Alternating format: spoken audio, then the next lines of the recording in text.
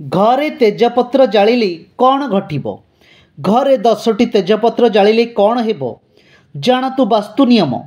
रोसई घरर एक अत्यावश्यक जिनस हेउची तेजपत्र। प्रतिदिन राति घरे 10टी तेजपत्र जालंतु। रोसई घरर एक अत्यावश्यक जिनस हेउची तेजपत्र। प्रतिदिन राति 10टी तेजपत्र जालंतु। देखिबे गजब फायदा।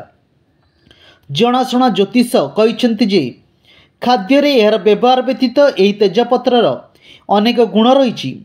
उदासीनता, चिंता किंबा विभिन्न मानसिक चापरू मुक्ति पाइबापी यह तेजपत्र को पुराणा कालरू व्यवहार करा जाई आसुची। एक हांडी रे 5 किंबा 7टी तेजपत्र निय और सही तेजपत्रर धुआं को समग्र घर रे विस्तार कर। केवल जीवन नुहति कोठरी रे थिबा नकारात्मक शक्ति मध्य तेजपत्रर धुआंरू बाहर करा जाई परिबो। तेजपत्ररू जळुथिबा गंध शारीरिक थक्का, पेट जंत्रणा, भाइराल संक्रमण इत्यादि मुक्ति हेबो। अन्यपटे एही सुगंध आम स्नायु प्रणाली उपरे मध्य विशेष प्रभाव पकाई थाए।